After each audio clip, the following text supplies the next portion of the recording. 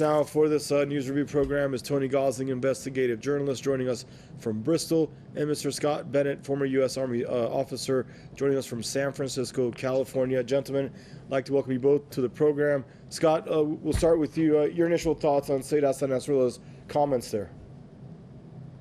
Well, I think Mr. Nasrallah is recognizing the inevitable failure of the Saudi Arabian genocide war against Yemen, and it's a brutal crime against humanity that the United Nations and the world community should be standing up in arms against, and decrying Saudi Arabia as an enemy of humanity for its genocide, its starvation of children, its biochemical against the Yemenis people. It's starvation of them that makes skeleton remains look dismal in comparison. The lack of food and medicine and water has been a war crime. It's been a crime against humanity. It's been a genocide, and yet Saudi Arabia is conveniently overlooked by the rest of the nations because apparently it's a United States puppet and advancing a neocon Zionist agenda to destabilize and advance a Israeli Zionist operation. And Saudi Arabia is a convenient servant in that agenda. So I think Nasrallah is recognizing that Saudi Arabia does not have God on its side. God has preserved the Yemen people. But I think you'll also witness the Saudi Arabian regime become increasingly schizophrenic and destabilized and come apart at the seams as it recognizes it has no support by the American people and that Joe Biden is a retarded puppet that has no interest in supporting Saudi Arabia because the American people won't. And I think you're going to see Yemen rise up with a new independence and vitality that it's never had before. And Nasrallah and other nations are going to applaud and support it, as the rest of the world should too. Thank you, Scott. And Tony, I'd like to welcome you to the program.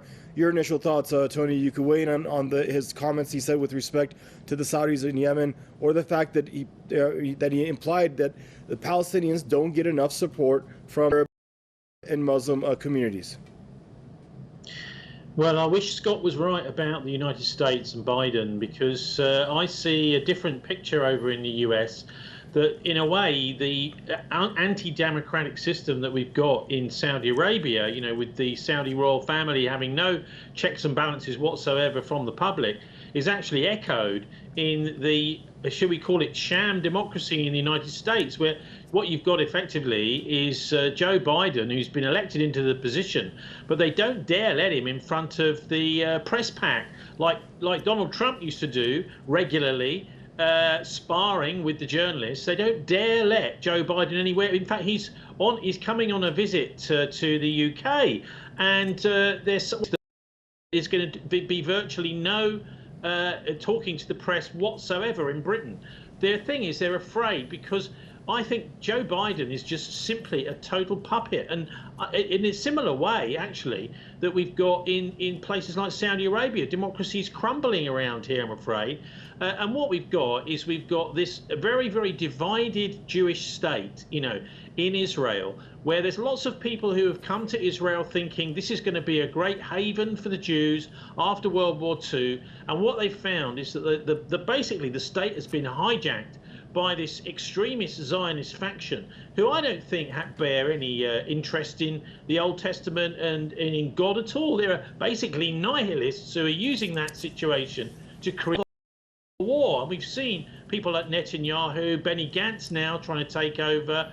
In fact, there are several, aren't there, vying for power in Israel, and they seem to be doing everything they can in order to inflame Arab opinion, inflame Muslim opinion around there, trying to create a religious war, rather like we had here in Northern Ireland between the Catholics and the Protestants. They seem to be trying to cause a religious war between Muslims and Jews. Well, there'll be a lot of Jews that don't want that as well. So, you know, I think we're looking at a really dysfunctional state. And what at least we've got now in places like Yemen and in Lebanon is a genuine popular resistance movement against these effectively Western military puppet states in different parts of the world, in both in Israel, as we were hearing about there. But I'm most concerned about this potential for a third world war to break out, because with the political instability in Israel, I think everyone is wondering what is going to be the policies of this new government, because there's really little prospect of the British people or the American people, however many millions, are actually trying to stop these kind of ramping up of tension in the Middle East. They actually do not hold the real keys to the political decisions and the arms decisions that the deep state is making from the West. So, yeah, much as I applaud what Scott's saying, the American people don't support what the American government is doing. That's because democracy is crumbling in this part of the world. I'm afraid some of the only comments we're getting are from Nasrallah and from Lebanon, from Hezbollah, which of course in the Western press is just called a terrorist organization, even though of course it's been put there by the popular vote. Unlike in Britain, for example, our Prime Minister didn't even win a majority of the votes, although he managed to take over, the Conservative Party managed to take over with Boris Johnson. They don't have a majority, and they don't really have the support of even the people that voted for them anymore here. Interesting, Tony. Thank you. And Scott, I want to swing back to you, and you can weigh in on what Tony said, but if you could also somewhere along the line answer why is it that was a good point that that Tony made. Why do Joe Biden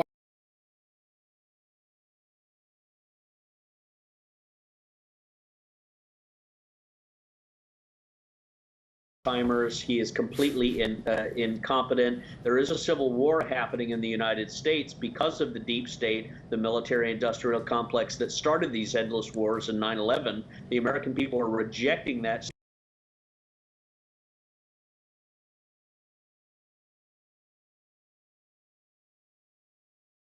Preserve his own political life. Netanyahu can only survive if he triggers a conflict with Iran. Iran is not foolish enough to take that bait. They're going to let him hang himself on his own gallows, but he is a dangerous wounded animal, and he needs to be treated as such. I would say the democracy crumbling that Tony mentions is very accurate, but out of the ashes and the crumbling structures of those democracies, I think you're going to have a return to and a sense of sovereignty and a sense of national identity. America was never intended to be engaged in endless wars around the nation. And I think if, he's right, that the government does not reflect the desires of the American people. But now more than any other time, the American people are engaged in a civil war, a revolutionary war, to overthrow the election fraud and a lot of these tyrannical actions involving the COVID-19 masks and vaccinations and things that have been very, very traumatizing and damaging to our freedoms. I think the American public are not going to be distracted by any of these conflicts that are trying to be sown, and I don't think the British people are either. You're seeing a death of the tyrants, the death of the Saudi Arabian regime and the tyrannical Israeli regime that tried to unify an alliance against Iran. That is falling apart. That is falling short. And I think the victors are Iran, Syria, and Russia. And I think the American people are increasingly going to be stepping aside from all of this conflict and trying to reassert that all nations deserve to be left alone, independent, and find their own destiny, and that the globalist agenda and the deep state agenda has come crashing onto its own rocks.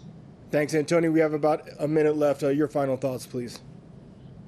Just a reminder on Yemen. It's really important that, and it's great to hear Syed Nasrallah talking about Yemen. We don't hear anywhere near enough about this. 250,000 dead in Yemen. This is an absolute slaughter, and this is one of the things I think we need to be echoing again and again. This has got to stop. So at the end of the day, in the UK here, I think it's important to remind everybody we have a massive pro-Palestine support network right across this country.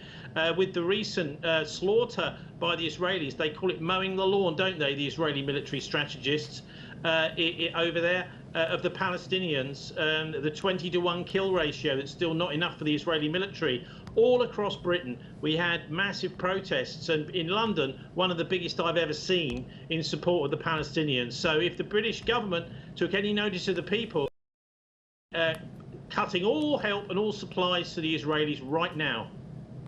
All right, gentlemen, thank you both for joining us on the program. Tony Gosling, investigative journalist, joining us from Bristol, and Mr. Scott Bennett, former U.S. Army officer, joining us from San Francisco, California. And viewers, that's a wrap for this segment of your Press TV's News Review program. Thank you for tuning in, and goodbye for now.